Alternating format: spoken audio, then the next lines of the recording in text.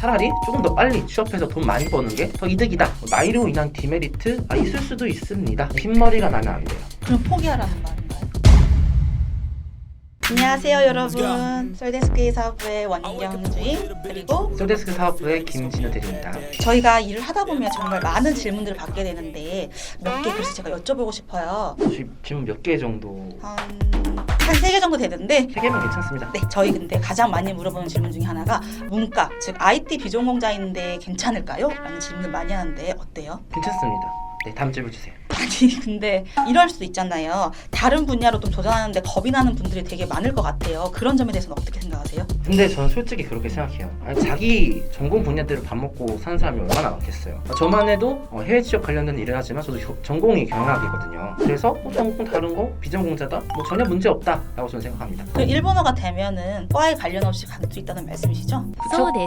그럼 뭐 다른 거 준비해야 될 거 있을까요? 뭐 자격증 같은 거? 정보 처리 기사, 뭐 산업 기사, 뭐 이런 거 있을 수도 있겠네요. 사실 뭐 정처기가 없어서 취업이 안 된다 그런 건 아닙니다. 근데 비전공자니까 있어야 된다고 하는 사람도 있던데. 그러니까 기술 입문 비자가 통합된 지가 언제 또 얘기하시는 거예요. 아 그렇구나. 아니 근데 그 자격증 요구하는 회사들도 있을 수가 있잖아요. 구인표 같은 거 보면은 막 그 자격증 있으면 더 도움되고 이러지 않아요? 그렇죠. 이제 만약에 이제 구인표 같은 거 보시면은 자격 요건에 정보 처리 산업 기사라던가 기사를 요구하는 회사들도 있어요. 근데 그게 없다고 해서 취업이 안 된다 그런 건 아니고 자격증이 있으면은 비자 발급이 좀 더 수월하다 이런 문제의 차이고요. 또 약간 좀 회사 자체가 신생 회사라던가 아니면은 글로벌 채용을 이렇게 활발하게 하지 않았던 회사라던가 출입국 관리소 쪽이랑 좀 연이 좀 없다 이런 경우에 이제 그런 자격증이 있을 경우 비자 발급이 수월하다 이 정도로 인식해 주시면 될 것 같습니다. 근데 꼭 따고 가겠다는 학생들도 있잖아요. 간혹가다 있습니다. 사실 뭐 그런 자격증 딴다고 해서 연봉이 올라가는 것도 아니고 차라리 조금 더 빨리 취업해서 돈 많이 버는 게 더 이득이다 라고 말씀드릴 수 있겠네요.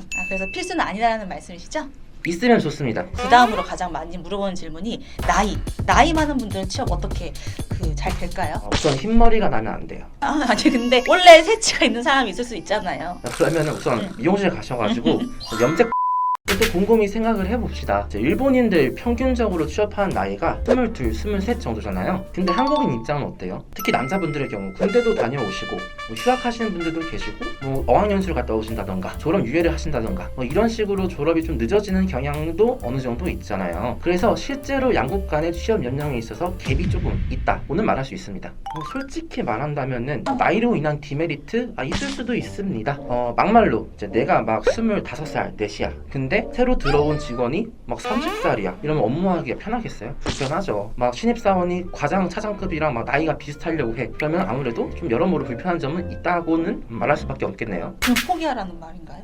포기하라는 건 또 아닙니다. 특히 가장 중요한 거는 면접 때 얼마나 잘 설명하는 게 중요해요. 내가 아무래도 일반 신졸자들보다는 나이가 좀 있다 보니 사회 경력이 있을 수도 있겠죠. 그럴 경우에는 나의 사회 경험으로 회사에 잘 적응할 수 있다던가 아니면은 사회 경험이 없더라도 내가 20대 초반 풋내기들이랑 뭐가 다르긴 달라도 달라 라는 것들을 면접관들에게 잘 납득시키는 게 아무래도 가장 중요하다라고 말씀드릴 수 있겠습니다. 그럼 제일 나이 많았던 사람 몇 살이었을까요? 거의 한 34, 5 그러니까 만 나이 기준이죠. 34, 5까지는 취업이 어지간하면 되셨고요. 넘어가시는 분들은 굉장히 퐁당퐁당입니다. 그리고 아무리 일본 기업이 나이를 안 본다 해도 어느 정도의 이제 그런 서류에서 탈락이라던가 그런 것들을 경험하실 수도 있어요. 이제 30 중반에 넘어가신다면은. 그러면은 그 젊음도 하나의 스펙이라고 제가 볼 수 있을 것 같은데 결론은 기죽지 말라는 말씀이신 거죠? 네, 맞습니다. 뭐 나이가 많다고 기죽을 필요는 없어요. 다만 면접 같은 거 보실 때 얼마만큼 잘 설명하는지 가장 중요한 포인트다 라고 말씀드릴 수 있겠죠. 네, 일단 알겠습니다. 3부에서는 일본 취업할 때 반드시 알아야 될 걸 저희가 알아보고 싶은데 그것도 말씀해 주실 거죠? 네. 알겠습니다. 감사합니다. 그럼 3부에서 뵐게요.